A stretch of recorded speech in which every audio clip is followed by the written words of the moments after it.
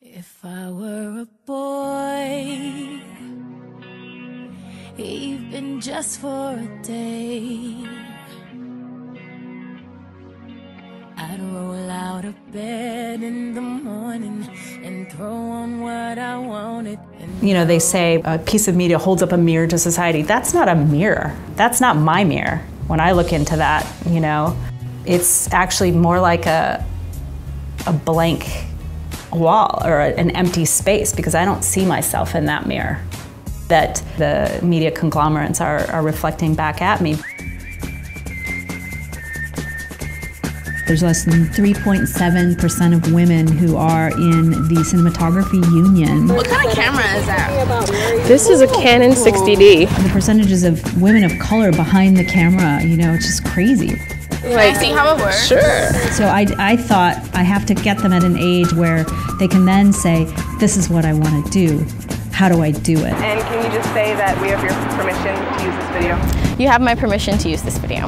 Awesome. Today we're doing the activity Man on the Street.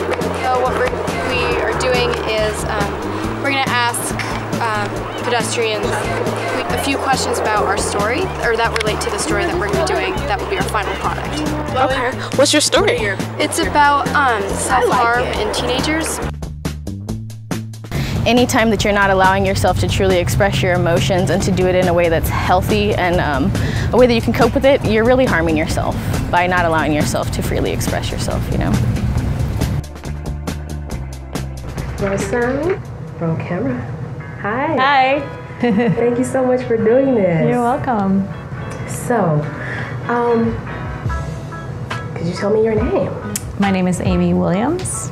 And Amie, what are you? What am I? I call myself a redhead rebel filmmaker with passion for women's rights, girls' rights, Africa, downward dog. I like to climb mountains, yeah, I'm just really passionate about social justice and the use of media to achieve that.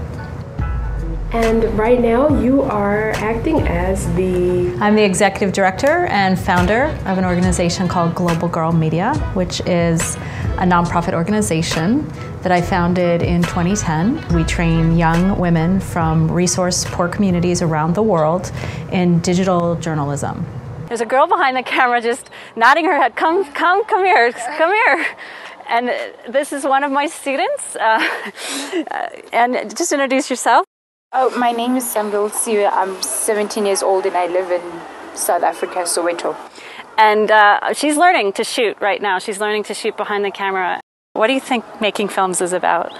I think making film is about getting to know the other people's stories and hearing their own views about things, and also having to be able to help them in case they're going through a crisis. And yeah, that's what I think filming is about. I grew up in Wisconsin, and I feel like it was a really good place to grow up, but it was very bland, and I was bored really early on. And I just knew, I was recently looking back at these journals and these silly little poems I wrote when I was a kid, and it was all about, you know, fantasy of faraway lands, travel. I mean, like, you are who you are, right? Pretty early on. Hola, Barcelona!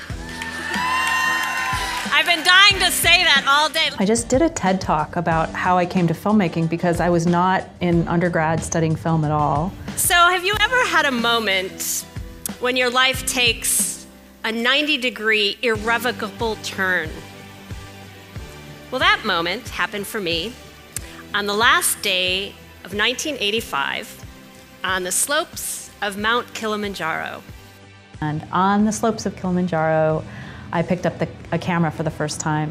One of my climbing partners had brought an old VHS camera. This tells you how old I am. They were very big at the time, much bigger than the camera you're shooting me with.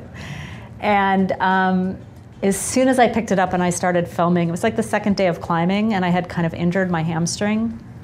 And I was frustrated that I wasn't in as good a shape as I could be, and the camera just immediately took my mind off the pain, and you know, literally just gave me a way to reframe my experience, my world, and I made it to the top, and I just haven't put the camera down since. you can imagine what this does to a young girl in East Oakland who 6 months ago was thinking of either, suicide, dropping out of school, suffering from depression, listening to her older brother who told her she's a no good, she should just go out and sell herself on International Boulevard. It's pretty remarkable, like, what this technology does once you put it in the hands of people that have never really been heard. Why don't you guys introduce each other? What? Yeah, introduce each other. This is Camila. She is another one of the girls that is a part of Global Girl Media, and she is into fashion. One thing about her, so yeah. This is Layla, and she's also one of another Global Girls, and she's really into, so far as I know, PR and working with music artists. What I try to do is get them to believe in their own voice and why their voice matters, why their voice is important, why what they are experiencing in their lives is unique in all the world, and why the world needs to hear it. Ask her one of those questions that you asked yesterday out in the field. Are you unhappy or are you happy? I would say that I... Let me be honest. Okay. I'm actually a little unhappy with my body, surprisingly, right? Because, some people are like, oh, well, you're skinny, what are you unhappy about? But actually, personally, I want to gain a little weight.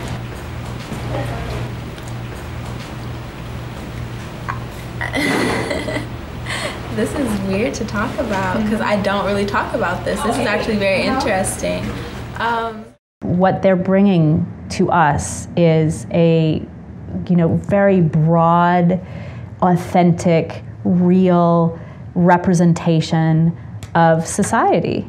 If we don't teach these girls that they are unique in the world and that the world needs to hear their voice, then we all are going to lose out. My name is Kalela Joseph, and I'm reporting for Global Girl Media. This is our world and my voice.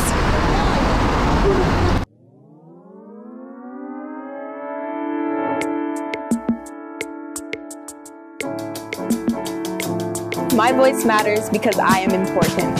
My voice matters because everyone has a chance to speak up. My voice matters because women with curves are criticized instead of praised. My voice matters because I am a minority and we are not well represented, especially in the film industry and media.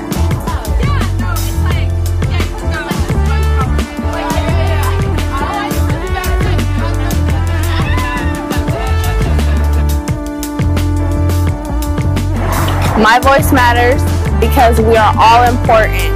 My voice matters because once one person starts speaking out, more are inspired to do so.